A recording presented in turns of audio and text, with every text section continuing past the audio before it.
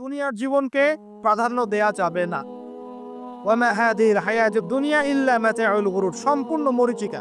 মরীচিকা দেখেছেন? দুনিয়ার জীবন যে কি জিনিস, যারা আল্লাহর পথে পরীক্ষার সম্মুখীন হয়েছে ওরা জানে। মানে কিচ্ছু না, মানে মুহূর্তে আল্লাহ পাক ইহকাল পরকালের ফয়সালা করে ফেলবে। আমরাও বুঝবো, এটা আমরা বুঝবো না এমন নয়। ইয়াং ছেলে রাস্তায় যাচ্ছে, বাইক নিয়ে খুব দাবরানি দিচ্ছে, আছে না? হঠাৎ অ্যাক্সিডেন্ট, ডেড, স্পট ডেড। এটা দুনিয়ার জীবনটা। সারা জীবন দুনিয়ার পিছনে ছুটেছে, শেষ বয়সে হতাশ, কিছুই পেলাম না। পাবে না, কারণ আল্লাহর পথে না চললে শেষ বয়সে কেউ কিছু পাবেন না। যন্ত্রণা, হতাশা, গ্লানি ছাড়া। তখন দেখবেন আত্মহত্যা করে শেষ। ডেড। দেখবেন অনেক প্রতাপশালী বাচ্চা বড় বড় লেকচার দিচ্ছে, হঠাৎ রাস্তায় হাঁটতে হাঁটতে ডেড। সারাদিন রাত জেনা করেছে, মদ খেয়েছে, জেনা ছড়িয়েছে সমাজে, নগ্নতা, অশ্লীলতা ছড়িয়েছে, ভাইরাস মহামারী দিয়ে শেষ। দুনিয়ার জীবন কি জীবন? চোখের সামনে অহরহ এগুলো ঘটনা দেখছি আমরা। যাচ্ছে খুব সাদা আহ্লাদ পরে, বর বিয়ে করতে যাচ্ছে, কার অ্যাক্সিডেন্ট, শেষ, ডেড। কিছু সাহাবী তো এমনও ছিলেন, বদরের যুদ্ধ করতে এসেছেন, হাতের মধ্যে কিছু খেজুর আছে, খেজুর খাচ্ছে না, খরমা খেজুর খাচ্ছে না। তখন নবী সাল্লাল্লাহু আলাইহি ওয়াসাল্লাম দাঁড়িয়ে ভাষণ দিচ্ছে না যে ওয়াসাবিকু ইলা মাগফিরাতিম মির রাব্বিকুম ওয়া জান্নাহ, ওই যে আয়াতটা আছে, তোমরা এগিয়ে চলো তোমাদের রবের ক্ষমার দিকে এবং জান্নাতের দিকে, আরদুহা কাআরদিস সামাই ওয়াল আরদ, যার প্রশস্ততা আসমান এবং জমিনের সমান। সাহাবী খেজুর খেতে খেতে খেজুরটা ফেলে দিলেন। আরেকজন সাহাবী জিজ্ঞাসা করলেন যে খেজুরটা ফেলে দিলেন কেন? তিনি বলছেন এই খেজুরগুলো খেতে অনেক সময় লেগে যাবে। নবী সাল্লাল্লাহু আলাইহি ওয়াসাল্লাম এমন কথা বলেছেন, এটা শোনার পরে আমি আর এক সেকেন্ড নষ্ট করতে যাচ্ছি না। খেজুর ফেলে দিয়ে যুদ্ধে ঝাঁপিয়ে পড়লেন, দেন শহীদ হয়ে জান্নাতে চলে গেলেন। তারাও তো মৃত্যুর স্বাদ গ্রহণ করেছেন, তাই না? সুমাইয়া রাদিয়াল্লাহু আনহা, আবু জাহেল তাকে নির্যাতন করছে, তার লজ্জাস্থানে বর্ষা ঢুকিয়ে দিয়ে, চিন্তা করতে পারেন, লজ্জাস্থানে বর্ষা নিক্ষেপ করে হত্যা করল। সুমাইয়া রাদিয়াল্লাহু আনহা দেখতে কালো বর্ণের, চেহারা সুন্দর নয়, হয়তো আপনার মতো সুন্দর নয়, জান্নাতে এখন হাসছে ইনশাআল্লাহ তাআলা। তার স্বামী ইয়াসের, আবু জাহেল তাকে পিটাতে মেরে ফেললো, সে মারা গেল, শহীদ হয়ে গেল। অনেক ওলামায়ে কেরামকে, ইমাম, মুস্তাহিদ, মুহাদ্দিস দেখবেন সারাটা জীবন এত মেহনত করেছেন দ্বীনের জন্য, বিয়ে শাদী করার সময় পান না। এমনও আছেন ইমাম এবং মুহাদ্দিস, জীবন তো তাদেরও ছিল। শুধু সাহাবী কেন, তাবেঈদের দিকে তাকান, তাবেঈন তাকান, আমাদের চার ইমামের দিকে তাকান। আবু হানিফা রাহিমাহুল্লাহ শেষ বয়সে জেলখানায়, কথিত আছে 20 প্রয়োগে তাকে হত্যা করা হয়েছে। তার টাকার অভাব ছিল না, তিনি কিন্তু আমার মতো হতদরিদ্র ছিলেন না। আল্লাহ পাক তাকে সম্পদও দিয়েছিলেন, সমস্ত সম্পদ বিলিয়ে দিয়েছেন দ্বীনের জন্য। ইমাম শাফিঈ রাহিমাহুল্লাহ, তার দিকে তাকা। আহমদ বিন হাম্বল রাহিমাহুল্লাহ, তার দিকে তাকা। তাকে পিটানো হচ্ছে আর বাগদাদের রাস্তায় দৌড়ানো হচ্ছে, কারণ সমাজের মানুষ ফতোয়া দিয়েছে একটা, তিনি ফতোয়া দিয়েছেন আরেকটা। ওই যে হিল্লা প্রথা আর ঠিকা বিবাহ নিয়ে আর কি। তিনি বলছেন, ইলামু ইয়া আহলা বাগদাদ, হে বাগদাদের মানুষটা জেনে রাখো যে আমি কোশ্চিনকালেও এই প্রথাকে জায়েজ করলাম না। তোমরা চিনে রাখো যে আমার নাম আহমদ। জীবন তাদেরও ছিল। ইমাম মালিক রাহিমাহুল্লাহ, তাকে এত মার দেওয়া হয়েছিল, হাত বাঁধতে পারতেন না নামাজের মধ্যে, নামাজে হাত বাঁধতে পারতেন না। সাহাবীদের থেকে নেন, তাবেঈ থেকে নেন, তাবেঈ থেকে নেন, মুস্তাহিদ ইমাম থেকে নেন, দুনিয়ার জীবন তারাও কিন্তু ভোগ করেছেন, আর আমরাও ভোগ করছি। আমাদের ভোগের সিস্টেমটা দেখেন, তাদের ভোগের সিস্টেমটা দেখেন। আমরা বাঁচছি দুনিয়ার জন্য, তারা বেঁচেছে পরকালের জন্য। আমরা দুনিয়ায় বাঁচছি দুনিয়ার জন্য, দুনিয়ার একটা চাকরি, একটা ব্যবসা, একটা পরিবার, একটা স্ট্যাটাস, বাড়ি, গাড়ি, টাকা কড়ি, সম্পত্তি, এগুলোর জন্য। কিন্তু তারা বেঁচেছেন আল্লাহর জন্য, পরকালের জন্য। যে ব্যক্তি দুনিয়ার জন্য দুনিয়া করে, আল্লাহ পাক তাকে ইহকাল পরকাল দুটোই নষ্ট করে দিবেন। যে ব্যক্তি পরকালের জন্য দুনিয়া করবে, আল্লাহ পাক দুনিয়া গুছিয়ে দিবেন, আখিরাতও গুছিয়ে দিবেন ইনশাআল্লাহ। প্রথম কথা হচ্ছে এই যে দুনিয়ার জীবনকে প্রাধান্য দেওয়া যাবে না। দুনিয়ার জীবনে প্রতিটা কাজ আপনি একটা উদ্দেশ্যে করবেন, সেটা হচ্ছে আল্লাহর সন্তুষ্ট। বিয়ে শাদী করেছি কেন? আল্লাহর জন্যে। পরিবার গঠন করেছি কেন? আল্লাহর জন্যে। সন্তান নিয়েছি কেন? আল্লাহর জন্যে। দিন শিখেছি কেন? ইলম শিখেছি কেন? আল্লাহর জন্যে। চাকরি কেন করি? আল্লাহর জন্যে। প্রতিটা কাজ ইবাদত হবে যদি আপনি মুহাম্মদ সাল্লাল্লাহু আলাইহি ওয়াসাল্লামের তরিকা মেনে চলেন। ওয়া মা খালাকতুল জিন্না ওয়াল ইনসা ইল্লা লিয়াবুদুন, শুধুমাত্র ইবাদত করার জন্যই আল্লাহ পাক জিন এবং মানুষ জাতিকে সৃষ্টি করেছে। আপনাকে আল্লাহ পাক এই হায়াতটা দিয়েছে। এখন বাকি সময়টা চিন্তা করেন, আগামী 30-40 বছর কিভাবে কাটাতে চান? দুনিয়ার জন্য বাঁচবেন না আল্লাহর জন্য বাঁচবে? যদি আল্লাহর জন্য বাঁচতে চান, সর্বশেষ হেদায়েত আল কোরআন এবং সর্বশেষ নবী মুহাম্মদ সাল্লাল্লাহু আলাইহি ওয়াসাল্লাম, এর বাইরে কিচ্ছু নাই ভাই। সারা দুনিয়ার মানুষ মিলে যদি বলে যে কোরআন সুন্নাহর মধ্যে আছে সুদ হারাম, কিন্তু সুদ হালাল, হালাল হালাল, পশ্চিমকালে হালাল হবে না।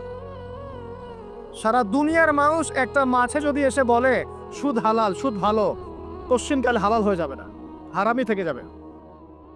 সারা দুনিয়ার মানুষ যদি বলে পর্দা করার দরকার নাই, এটা সেকেলে সেকেলে সেকেলে, এটা সেকেলে হয়ে যাবে না, এটা ফরজ থেকে যাবে। কিচ্ছু নাই কোরআন সুন্নাহর বাইরে, কিচ্ছু নাই। যা আছে দেখছেন বোগাস, যার কোনো ভিত্তি নাই, মানুষের মন গড়া প্রবৃত্তির অনুসরণ। এখন আপনি যখন কোরআন এবং সুন্নাহর কাছে আসতে চাইবেন, তখন কিন্তু আপনি চতুর্দিক থেকে বাধা পাবেন। এই পথ চলাটা এত সহজ হবে না। হ্যাঁ, কাদের জন্য সহজ হবে? যারা প্রোটেস্ট্যান্ট মুসলিম হবে। কি মুসলিম? প্রোটেস্ট্যান্ট মুসলিম। এটা কেমন? মানে ওটাও ঠিক এটাও ঠিকই, সুখ খেলেও হয় না খেলেও হয়, পর্দা করলেও হয় না করলেও হয়, নামাজ পড়লেও হয়, মাঝে মাঝে ছাড়লেও হয়, যাকাত দিলেও হয় না দিলেও হয়। মডারেট প্রোটেস্ট্যান্ট মানে কোরআন সুন্নাহয় যা আছে এগুলো খুব কঠিন মনে হয়, একটু মৌলবাদী মৌলবাদী মনে হয়, এগুলো মানলে তো এই যুগে চলা যায় না, এগুলো ওই যুগের জন্যে, এরকম ভার্সনে যারা চিন্তা করবে তাদেরকে কষ্ট পেতে হবে না। তারা দেখবেন কষ্ট না করেই দুনিয়ার জীবন কাটিয়ে দিচ্ছে, ওদের কোনো বাধা বিপত্তি আসবে না।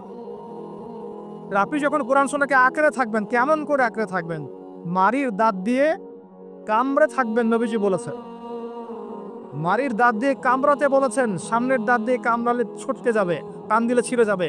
মারির দাঁতে কামড় দিলে, টান দিলে সহজে ছিঁড়বে না। এভাবে থাকলে আপনার মাথা আসবে। এখন আপনার সামনে দেখবেন আপনি কিছু ফিতনা এবং কিছু সলিউশন। আপনি নিয়াত করেছেন যে আপনার যে গুনাহগুলো হয়েছে এগুলো থেকে আপনি তওবা করবেন ইনশাআল্লাহ। আগামী দিনগুলো আপনি কোরআন এবং সুন্নাহ অনুসারে চলবেন। এই কথার সাথে একমত আছেন তো? এখন চলতে গিয়ে দেখবেন যে আপনি কিছু স্পষ্ট বিষয় দেখতে পারবেন যেগুলোর সাথে আসলে কোরআন সুন্নাহর খুব একটা মিল পাওয়া যাবে না।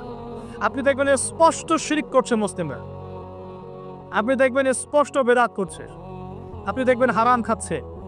মুসলিম যুবকরা মাদক, পর্নোগ্রাফি, জেনা, ফ্রি মিক্সিং, আপনার জুয়া, ক্যাসিনো, এই যে আপনার টিকটক প্রজন্ম, এগুলো নিয়ে ব্যস্ত আছে। আপনি স্পষ্ট দেখবেন মেয়েরা বেহায়ের মতো ঘুরে বেড়াচ্ছে। আপনি স্পষ্ট দেখবেন যে আপনি হালালে থাকলে চাকরি পাচ্ছেন না। আপনি স্পষ্ট দেখবেন পরিবারের লোকজন কথা শোনে না। আপনি এমনও দেখবেন ওলামায়ে কেরামের মাঝে ঐক্য নাই, এমন দেখবেন। আপনি এমনও দেখবেন যে মানুষ দিনকে দুনিয়ার বিনিময়ে বিক্রি করে দিচ্ছে। আর এমন দেখবেন যারা আপনার উপরে আছে তারা দিন সম্পর্কে তেমন কোনো জ্ঞান রাখে না। এমন জটিল পরিস্থিতিতে আপনি কি করবেন তখন? এরপরে আপনি যখন বিশ্বের দিকে তাকাবেন, তখন দেখবেন বিশ্বের সমস্ত পরাশক্তিরা ঐক্যবদ্ধ ইসলামের বিরুদ্ধে। বিশ্বের সমস্ত বড় বড় পরাশক্তিরা ঐক্যবদ্ধ ইসলামের বিরুদ্ধে। দেখবেন আপনি ইসলামের কোনো খিলাফা নাই, দেখবেন কোনো ইমাম নাই, কোনো আমির নাই, কোনো জামা নাই। দেখবেন আপনি সেই রকম সলফে সালেহিনদের যুগের মতো শৌর্য ব্যক্তিত্ব, গায়রাত কিছু নেই। মনে হবে যেন আমরা দাসত্বের শৃঙ্খলা আবদ্ধ হয়ে গেছে। তখন আপনি কষ্ট পাবেন মনে মনে। আপনার মধ্যে ঈমান থেকে থাকলে আপনি কষ্ট পাবেন, ভিতর থেকে কষ্ট ফিল করবেন। যদি প্যারালাইজড রোগী হয়ে থাকেন তাহলে কষ্ট ফিল করবেন না। চেতনা থাকে দিনের, কষ্ট ফিল করবেন, তখন আপনার স্ট্রাগল শুরু হবে। তখন আল্লাহ যদি আপনাকে বুঝ দেন, আল্লাহ দেখবেন আপনি কি করেন। আপনার মেধা দিয়ে আল্লাহ আপনি কি করেন, আপনার অর্থ দিয়ে আপনি কি করেন, আপনার হায়াতটা দিয়ে আপনি কি করেন, আপনার এই যে জনবল দিয়ে আপনি কি করেন, আল্লাহ আপনাকে যা দিয়েছেন তা দিয়ে আপনি দিনের জন্য কি করছেন, আল্লাহ পাক তখন দেখবেন। এই জায়গায় আমি আপনাকে কিছু সলিউশন বলছি। এটা শুধু আপনাকে বলছি তা নয়, আমি নিজেও এটা ফিল করি, লালন করি। আর আমি এমন কিছু বলবো না যা আমি নিজে আপনার জন্য পছন্দ করি না। যেটা আমি নিজের জন্য পছন্দ করি সেটাই আপনাকে বলব। প্রথম কথা, এখানে আপনাকে গাইডেন্স দিবে আল কোরআন। এরকম সিচুয়েশনে আপনাকে পথ দেখাবে অনলি আল কোরআন। এরপর নবী সাল্লাল্লাহু আলাইহি ওয়াসাল্লামের হাদিস। এখানে আপনার দায়িত্ব আসবে প্রথমত কোরআন পড়া শিখতে হবে। প্রথম কাজটা কি ভাই? কোরআন পড়া শিখতে হবে, তেলাওয়াত শিখতেই হবে, নিয়মিত তেলাওয়াত করতে হবে। একটা দিন যাবে না আপনার জীবনে যে কোরআন তেলাওয়াত আপনি করেন না, ইনশাআল্লাহ। বেশি থেকে বেশি করবেন, বেশি থেকে বেশি। আমার পরামর্শ হচ্ছে দিনে এক পারা করে করার চেষ্টা করুন। এরপর দায়িত্ব চলে আসবে আপনার কোরআন বোঝার। আপনি কিছু অংশ মুখস্থ করবেন, হিফজ করবেন, অর্থটা বোঝার চেষ্টা করবেন, কোরআনের ভাষাটা শেখার চেষ্টা করবেন। এর সবকিছু আপনি বুঝতে পারবেন না, তখন কি করবেন? আলেম ওলামার কাছে যাবেন, তাদের সোহবতে গিয়ে পড়ে থাকবেন। যে বিষয়টা বুঝতে পারছেন না জিজ্ঞাসা করে জেনে নেবেন। ফাসআলু আহলা যিকরি ইন কুনতুম লা তা'লামুন। এরপর কোরআনের আদেশ নিষেধগুলো আপনি মেনে চলবেন নিজের পরিবারে এবং নিজের অধীনস্থদের মধ্যে। এরপরে আপনি থেমে যাবেন না। কোরআনের দাওয়াত আপনি যতটুকু জানেন এটা মানুষের কাছে প্রচার করবেন। মাদ্রাসা করবেন, মসজিদ আবাদ করবেন, মক্তব চালু করবেন, কোরআনের একটা রেভলিউশন ক্রিয়েট করবেন। কোরআনের জন্যে আপনার জান মাল অর্থ বিলিয়ে দিবেন। ওই একটা ছোট্ট কাজ দেখবেন পরকালে জান্নাতে যাওয়ার ওসিলা হয়ে গেছে ইনশাআল্লাহ। তারপর আপনি সুন্নতকে পাবেন। ওই সুন্নতের উপরে আপনার 24 ঘন্টাকে সাজাবেন। দিন রাত প্রতিটা আমল আপনি সুন্নাহ অনুযায়ী করার চেষ্টা করুন। এরপরে গিয়ে আপনার দায়িত্ব আরো বাড়বে। এরপর দায়িত্ব চলে আসবে উম্মাহ কেন্দ্রিক। আপনার তাজকিয়া অর্জন করতে হবে, আত্মশুদ্ধি। আত্মশুদ্ধি অর্জন করতে হলে সবসময় পরকালের ফিকির করতে হয়, মৌতের স্মরণ করতে হয়, বেশি বেশি কোরআন তেলাওয়াত করতে হয়, এতিমের মাথায় হাত বোলাতে হয়, আপনার সাদাকা বেশি বেশি করতে হয়, মাঝে মাঝে রোজা রাখতে হয়। এগুলো করতে থাকলে আল্লাহর জিকির বেশি বেশি করতে হয়, আল্লাহর ধ্যান করতে হয়, আল্লাহকে ডাকতে হয়, দোয়া করতে হয়, আত্মশুদ্ধি অর্জন হবে। একই সাথে আপনার অন্তর থেকে হিংসা, বিদ্বেষ, এই যে গীবত, রিয়া, অহংকার, সমালোচনা, সংস্কৃতি দূর করতে হবে। মনের মধ্যে অহংকার, হিংসা, বিদ্বেষ থাকলে আল্লাহর নূর পাওয়া যাবে না, তখন তাজকিয়া অর্জন হবে না। আল্লাহর নূর না আসলে আপনি খিজির হতে পারবেন না, যে অনেক দূর পর্যন্ত দেখতে পারে। সূরা কাহফের মধ্যে ঘটনা পাবেন। আর এই শেষ জামানায় টিকতে হলে আপনাকে খিজির হতে হবে, দূর পর্যন্ত দেখতে হবে। শোনেন, দূর পর্যন্ত দেখতে না পারলে বর্তমানকে মনে হবে ভবিষ্যৎ। এখন যে ফিতনাময় পরিবেশে বসে আছে এটা বর্তমান, এটা ভবিষ্যৎ নয়। একটা কথা বলেছিলাম বেশ কয়েক বছর আগে যে আপনার এমন একটা সময় আসতে যাচ্ছে যখন ক্যাশলেস সোসাইটি থাকবে, মানে কাগজের টাকাটাও থাকবে না। অনেক দিন আগের কথা। তখন কিছু মানুষ আমাকে বলেছিল, পরামর্শ দিয়েছিল এবং শুভাকাঙ্ক্ষী আর কি আমার। আর দিন দিন আমার শুভাকাঙ্ক্ষী বাড়ছেই আলহামদুলিল্লাহ, যে ভবিষ্যৎ বক্তা, তুমি হচ্ছে ভবিষ্যৎ বক্তা। তাই আমি বলেছিলাম যে আমি যেটা বলেছি এটা ভবিষ্যৎ না, এটা বর্তমান। বর্তমান সম্পর্কে আপনার খবর নাই বলে বর্তমানকে আপনার ভবিষ্যৎ মনে হচ্ছে। এখন যা দেখছেন এগুলো বর্তমান, এগুলো ভবিষ্যৎ না। খুব অল্প সময়ের মধ্যে এই পরিস্থিতিগুলো দেখবেন পরিবর্তন হয়ে গেছে। আসেন, যখন ব্যক্তিকেন্দ্রিক কাজ শেষ হয়ে যাবে তখন আপনাকে উম্মাহ কেন্দ্রিক চিন্তা করতে হবে। তাজকিয়া অর্জন করে উলামায়ে কেরামের মাঝে ঐক্যের চেষ্টা করতে হবে। ঐক্যটা হবে মন থেকে। মন থেকে সবাইকে ভাই মনে করলে পরে ঐক্য হবে। যদি মন থেকে সবাইকে নিজের ভাই মনে করতে না পারি, মুসলিম ভাই মনে করতে না পারি, ঐক্য হবে না। যদি আমি মনে করি আমি জান্নাতের ডিলার, তোমার লিজ লাগলে আসো নিয়ে যাও, ঐক্য কখনো হবে না। অনলাইনে যাবেন দেখবেন সারা দিন কাদা ছড়াছড়ি। আর এমন এমন বিষয়গুলোকে নিয়ে আমরা কাদা ছড়াছড়ি করছি যেগুলো নিয়ে কথা না বললেও পরকালে কিছু যায় আসবে না ইনশাআল্লাহ। এমন এমন ইস্যু নিয়ে আমরা কাদা ছড়াছড়ি করি যেগুলো নিয়ে কথা না বললেও আমার জান্নাত জাহান্নামের ফয়সালা হবে না ইনশাআল্লাহ। এগুলো ওই বিষয় নয়, মৌলিক বিষয় নয়। আর আমরা যখন এগুলো নিয়ে ব্যস্ত থাকি, ইসলামের শত্রুরা দেখবেন ইসলামকে দমন করার আরো 10 ধাপ এগিয়ে যায়। আমরা ইন্টেলেকচুয়াল হতে পারছি না, ঐক্যের চেষ্টা করতে হবে, যার যার জায়গা থেকে করতে হবে, এবং মিসাল দৃষ্টান্ত নিজেকে স্থাপন করতে হবে যে নিজে যখন সবার সাথে মিশবো তখন দেখবেন মানুষ রিসিভ করে নেবে যে হ্যাঁ উনি সবখানেই আসছে, উনি সাম্প্রদায়িক চিন্তা করছে না। বিষয়গুলো হচ্ছে উম্মাহ কেন্দ্রিক চিন্তা করতে হলে ঐক্যের বিকল্প নাই। আর এই রেসপন্সিবিলিটি আমার মতো দায়ীদের নয়, মূলত এই রেসপন্সিবিলিটিটা হচ্ছে মূলত ওলামায়ে কেরামের। তারা যখন একত্রিত হবেন, ঐক্যবদ্ধ হবেন, তাদের মধ্য থেকে দেখবেন একজন আমির বের হয়েছে, এবং তিনি যখন নেতৃত্ব দিবেন তখন জনগণ তার পিছনে থেকে ফলো করবে। ধর্মতাত্ত্বিক নেতৃত্বের কথা বলছি। আর ধর্মতাত্ত্বিক নেতৃত্ব কি পলিটিশিয়ান দিতে পারবে? কারণ পলিটিশিয়ানদের কাছে কি ধর্মের সব জ্ঞান থাকে? স্বাভাবিক থাকবে না, কারণ তারা পড়াশোনা করেননি এভাবে, তাদের কাছে পলিটিক্সের জ্ঞান আছে। আপনি যখন ধর্মতাত্ত্বিক ঐক্যের কথা বলছি তখন ধার্মিকদেরকেই তো দায়িত্ব নিতে হবে, এবং ধার্মিকদের মধ্যে যারা স্কলার, বিজ্ঞ বরেণ্য ওলামায়ে কেরাম, তাদের মধ্যে ঐক্য প্রথম দরকার। অনুসারীদের মধ্যে ঐক্য দিয়ে লাভ নাই। প্রথমে ঐক্য লাগবে আগে বড় বড় লেভেলে, তারপরে দেখবেন জনগণ ঠিকই আলেমকে মেনে নিয়েছে, তখন আপনি দেখবেন একটা ভালো শক্তি আপনি অর্জন করতে পারছেন। আদারওয়াইজ যখন আপনি বিক্ষিপ্ত বিচ্ছিন্ন, কেউই আমাদেরকে মূল্যায়ন করেন। যতই স্লোগান দেন, শোডাউন করেন, আইওয়াশ করেন, আদতে কিন্তু কেউ মূল্যায়ন করছে না আমাদের। আর আল্লাহ রাব্বুল আলামিন কোরআনে বলেছেন, এখন এই আয়াত কোথায় আছে আল্লাহ ভালো জানেন, এই আয়াতের বাস্তবতা কোথায় সেটা আল্লাহ ভালো জানেন। ওয়া'তাসিমু বিহাবলিল্লাহি জামিআ ওয়ালা তাফাররাকু, এই আয়াতটা কোরআনের মধ্যে আছে, এটা কোরআনের মধ্যে আছে। আল্লাহ পাকের কিতাবের মধ্যে এই আয়াতটা আছে, ওয়া'তাসিমু বিহাবলিল্লাহি জামিআ, তোমরা আল্লাহর রজ্জুকে শক্ত করে ধরো ঐক্যবদ্ধভাবে। আচ্ছা, এটার উপরে আমল না করে আমরা যদি এড়িয়ে যাই, এটা কোরআনের অবমাননা হয় না? এটা কোরআনের অবমাননা হয় না? যখন কোরআনে স্পষ্ট বলা হচ্ছে তোমরা সুদ খেও না, তারপরেও খাচ্ছি, অবমাননা হয় না? আল্লাহ বলছেন জেনার ধার কাছেও যেও না, তারপরেও করছি, তখন অবমাননা হয় না? আমরা আবেগ প্রদর্শন করার চাইতে বিবেকবান হয়ে কাজগুলো করলে বেশি ভালো।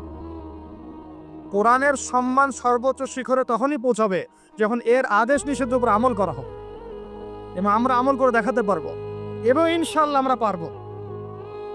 যদি কেউ পারে পৃথিবীতে, শুধু মুসলিমরাই পারবে ইনশাআল্লাহ। এবং মুসলিমদের মধ্যে যারা পারবে না, আল্লাহ পাক ওদেরকে সরিয়ে দিবে, নতুন প্রজন্ম আল্লাহ পাক নিয়ে আসবে ইনশাআল্লাহ। যুব সমাজ পারবেই, পরবর্তী তরুণ প্রজন্ম এবং আগামী ছোটদের প্রজন্মরা পারবে ইনশাআল্লাহ। যদি কেউ পারে, এরাই পারবে ইনশাআল্লাহ। ইনশাআল্লাহ দেখবেন আমাদের মতো মানুষদেরকে দিয়ে যদি কাজ না হয়, আল্লাহ পাক আমাদেরকে সরিয়ে দিবেন, দিয়ে এমন এমন মানুষ আল্লাহ পাক তৈরি করবেন যারা এই চেয়ারগুলোতে বসে কোরআন সুন্নাহকে হাতে নিয়ে বিশ্বকে নেতৃত্ব দেবে ইনশাআল্লাহ। আসবে এক সময়, অপেক্ষা করতে থাকে, কারণ আমরা আখিরুজ্জামানের হাদিসগুলো সম্পর্কে জানি। একটা সময় চলছে মুসলিমদের ডমিনেশনের সময়, এরপর একটা সময় আসবে যখন মুসলিমরাই এই বিশ্বকে নেতৃত্ব দেবে ইনশাআল্লাহ। ইসলামই হবে এই বিশ্বের একমাত্র সুপার পাওয়ার। আল্লাহ রাব্বুল আলামিন ওই জেরুজালেম থেকেই আরো একবার কিয়ামতের আগে পুরো বিশ্বে ইসলামী খেলাফা বাস্তবায়ন করবেন ইনশাআল্লাহ। এর প্র্যাকটিক্যালি আপনার আমার কিছু কাজ আছে, ইলম অর্জন করা আমাদের কাজ। আমাদের এত বড় বড় কাজ নাই, আমাদের যতটুকু সামর্থ্য এতটুকু কাজ আছে। আমাদের কাজ আগে ইলম অর্জন করা, আমাদের কাজ জানা অনুযায়ী আমল করা, ওলামায়ে কেরামের সাথে সম্পর্ক রাখা, মাদ্রাসার সাথে সম্পর্ক রাখা, জ্ঞানের চর্চা করা, হালাকাগুলো বাড়ানো, ইমানের চর্চা করা। আমাদের কাজ পরিবারগুলোকে সংশোধন করা। যদি কথা না শোনে ছেড়ে দেন, একক পরিবার গঠন করে। বুঝাতে বুঝাতে যদি দেখেন যে আপনার পরিবার লুতের স্ত্রীর মতো হয়ে গেছে, বা নূহ আলাইহিস সালামের স্ত্রীর মতো হয়ে গেছে, তার ছেলের মতো কথা শোনে না, ছেড়ে দেন, আপনি আলাদা থাকেন। তাও ইমানের সাথে আপোষ করেন না। আসহাবুল কাহফ সমাজ, পরিবার সব ছেড়ে দিয়ে চলে গেছে, চলে যায় নাই, সব ছেড়ে দিয়ে চলে গেছে। যখন কেউ কথা শোনে না, একাই থাকতে হয় আল্লাহর রজ্জুকে ধরে। আল্লাহ পাক ইব্রাহিম আলাইহিস সালামকে বলেছেন, তুমি একাই একটা উম্মাহ, ইব্রাহিম তুমি একাই একটা উম্মাহ। তো আমাদের কিছু কাজ আছে ভাই, ইমানের চর্চা করা, ইলম অর্জন করা, ওলামায়ে কেরামের সোহবতে যাওয়া, তাসকিয়া, আত্মশুদ্ধি অর্জন করা, অন্তরে আল্লাহর নূর পাওয়ার চেষ্টা করা, বেশি থেকে বেশি ইবাদত করতে থাকা, সময়কে মূল্যায়ন করা, জীবনটা গুছিয়ে নেওয়া। কারণ আমি এখানে থাকতে আসিনি, আপনি এখানে থাকতে আসেনি। আজকে থেকে 50 বছর পরে, 100 বছর পরে এখানকার একটা মানুষও বেঁচে থাকবে না। এখানে আমরা বসে আছি যারা, কেউ থাকবে না, এই বিশ্বের কোনো নেতা থাকবে না। আজকে থেকে 100 বছর পরে এই ন্যাটো, জাতিসংঘ, হাবিজাবি কিচ্ছু থাকবে না। আপনি বিশ্বের যত পরাশক্তি দেখছেন এগুলো কিচ্ছু থাকবে না। এই পৃথিবীর যে মানুষগুলো এখন বেঁচে আছে 100 বছর পরে কেউ থাকবে। এখন মনে হচ্ছে এরাই সব, এগুলো সব না। 100 বছর, জাস্ট 100 বছর। আরে কিয়ামতের মাঠই তো হবে 50,000 বছর। কিয়ামতের মাঠ কত বছর? এই তুলনায় 100 বছর কিছু সময়? আল্লাহর কাছে 100 বছর কোনো সময় না। 100 বছর পর কিচ্ছু থাকবে না, কোনো আমি আপনি কেউ থাকবো না। তো এই দুনিয়ার জীবনটাকে মূল্যায়ন করেন, গুছিয়ে নেন। আপনি জীবনে প্ল্যান করেন, আগামী 5 বছর আপনি কি করতে চাচ্ছেন, কতটুকু পড়তে চান, কি সনদ অর্জন করতে চান, কোন কোন বই আপনার পড়া হয়নি। আগামী 5 বছরের মধ্যে আপনার একটা ভালো জব দরকার, কি জব করবেন আপনি, যেটা করলে আপনি হালাল খেতে পারবেন।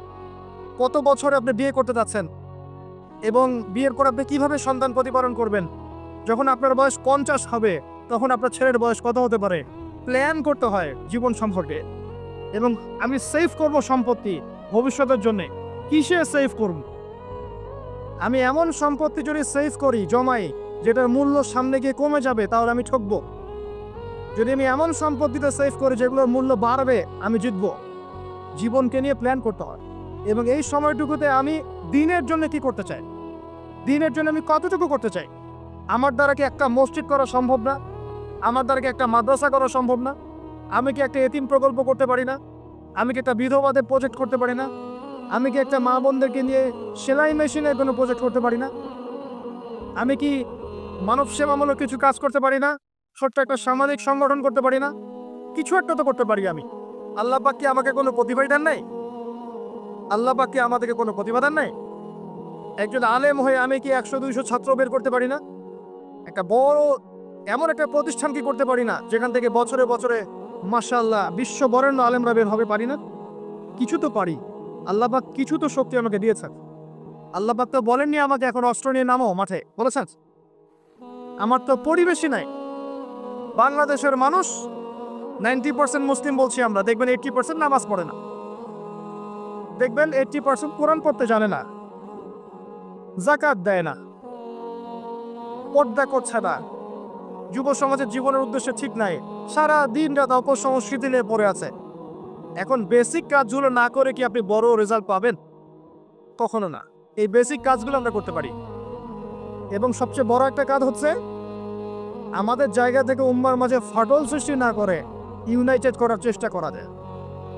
আর আমাদের পরবর্তী প্রজন্ম, স্পেশালি এই তরুণদের প্রজন্ম, তরুণীদের, আর আমাদের পরে ছেলে মেয়ে যারা আসবে, সোনামণি, এদেরকে আপনি আগামী বিশ্বের জন্য তৈরি করেন। এটা বড় চ্যালেঞ্জ।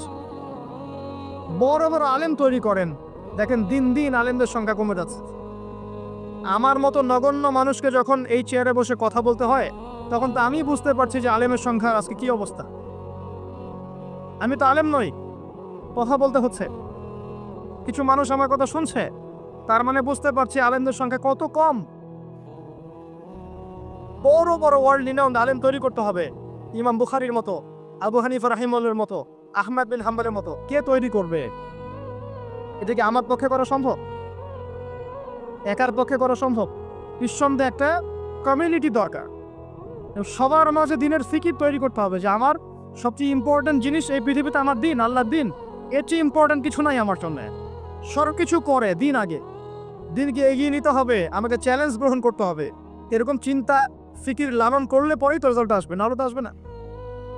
দেখেন, আমরা আমাদের মতো মানুষ যারা আছে, এরা একটা জাতিকে নেতৃত্ব দিতে পারবে না, প্রবলেমসগুলো ধরিয়ে দিতে পারে, হয়তো সর্বোচ্চ সলিউশনে কিছু পথ বলতে পারে। তো বাস্তবতা হচ্ছে এই যে কাজগুলো জনগণকেই করতে হবে।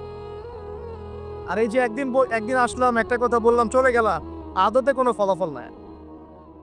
একদিন আসলাম, একটা মাহফিল করলাম, যেভাবে আসছি এভাবে চলে গেলাম, আদতে কোনো ফলাফল হবে না। যদি হ্যাঁ এই কথাগুলো মানুষের মনের মধ্যে গেঁথে যায় এবং আগামীর পৃথিবীর জন্য তারা প্রস্তুতি গ্রহণ করতে পারে, তখন গিয়ে পাতা ফলবে ইনশাআল্লাহ। আসুন আইওয়াশ, শোডাউন এবং আবেগী জাতি না হয়ে আমরা বিবেক দিয়ে চিন্তা করি, উম্মার অবস্থা চিন্তা করি, বৈশ্বিক অবস্থা চিন্তা করি, ভাবি।